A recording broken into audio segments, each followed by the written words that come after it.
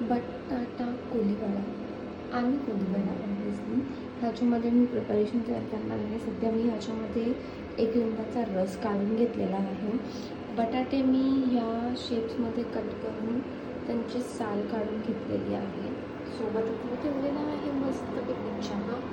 आणि आता मी थोडंसं ह्याला कोलीवाड्याला मी थोडं वेगळं टेस्ट आणि थोडं वेगळं टेक्स्चर लुक देणार आहे.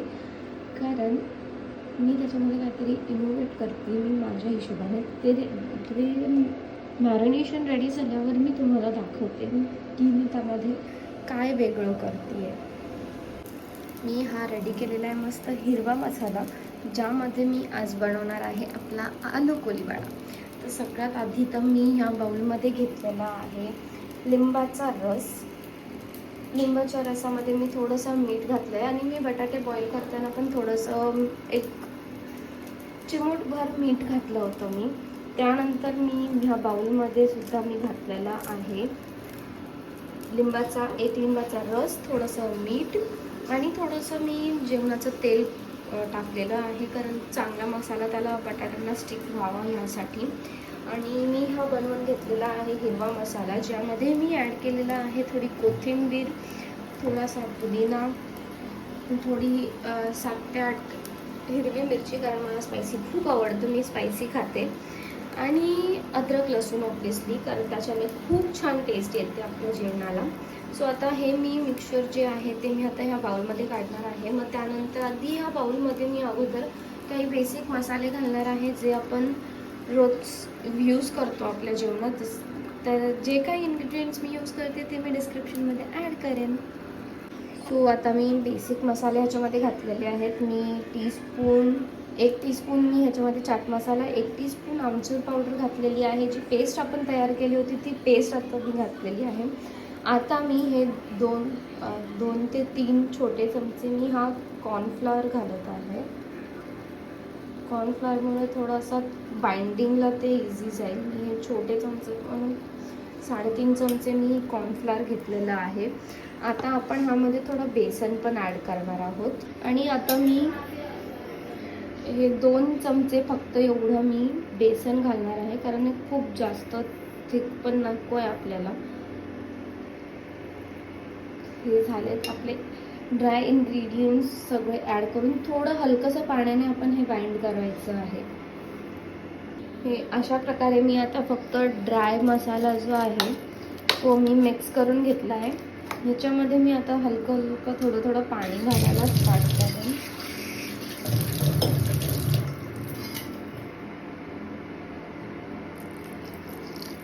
बघू शकता मी हलकं पाणी घातलेलं आहे.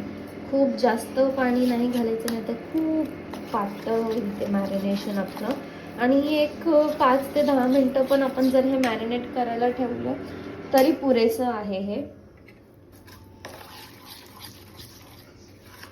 माझा हा इथे ब्लॅक टी झालेला आहे रेडी. आणि जोपर्यंत माझा चहा पिऊन होतोय तोपर्यंत हे आपले आलू म्हणजेच आपले बटाटे जे आहेत ते प्रॉपर ह्या मॅरिनेशनमध्ये मॅरिनेट होतील. हा प्रॉपर एक असा छानसा ग्रीन येल्लो असा कलर आलेला आहे. येल्लो कलर यासाठी आला आहे कारण आपण त्याच्यामध्ये हळदसुद्धा घातलेली आहे.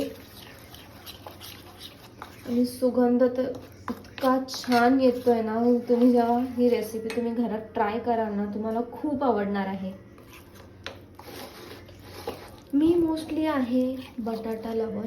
मला रोज बटाटे दिले तरी मी रोज बटाटे खाऊ शकते, मी बिलकुल कंटाळत नाही. सो मी असं काही ना काही बटाट्यांचे नवीन रेसिपीज ट्राय करत असते. हा एवढा टेक्स्चर, हा असा प्रॉपर टेक्स्चर आहे. हा व्यवस्थित बटाट्यांना कोट पण होऊन राहील. तर आता मी ह्यामध्ये सर्व बटाटे जे आपले उकडून साल काढून ठेवलेले आहेत ते मी ॲड करते. आणि हलक्या हाताने बटाटे न तोडता, बटाटे मी फक्त 80% कुक करून घेतलेले आहेत. आणि जे 20% राहतात ते आपण फ्राय करताना त्या फ्राईंगमध्ये ते कुक होतील. कारण जर खूप जास्त आपण जर 100% बटाटे उकडून घेतले तर ज्यावेळेस आपण हे मॅरिनेशन लावणार त्याला त्यावेळेस ते बटाटे तुटतील. सो 80%च आपण बटाटे बॉईल करून घ्यायचे आहेत. तुम्ही पूर्ण अख्खे सुद्धा बॉईल करून घेऊन मग नंतर बॉईल झाल्यानंतर पण कट करू शकता. मी आधीच कट करूनच असे बॉईल व्हायला ठेवलेले होते. मी अराउंड 10 to 15 मिनिट्स हे बॉईल केलेले आहेत. कुकरची शिट्टी नाही केली आहे मी, फक्त 10 ते 15 मिनटं मी झाकण लावून ह्यांना बटाट्यांना व्यवस्थित उकळून घेतलेलं आहे.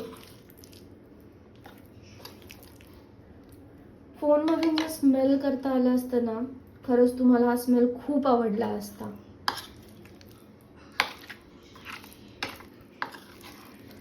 चला, आता हे मस्त मॅरिनेट झालेलं आहे. तर हे मी आता एक 10 मिनिटासाठी झाकून ठेवते.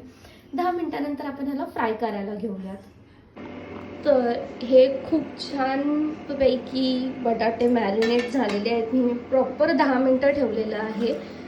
आणि कोटिंग तुम्ही बघू शकता, बटाट्यांना किती व्यवस्थित कोटिंग लागलेली आहे ते.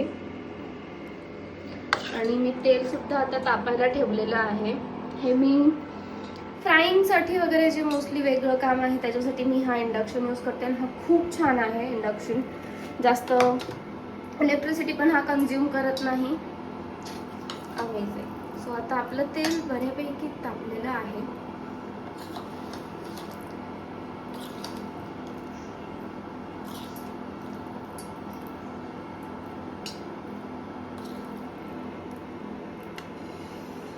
मस्तपैकी मी बटाटे फ्राय करायला ठेवलेले आहेत. आता मी तुम्हाला ह्याचं फायनल टच दाखवेन डायरेक्ट.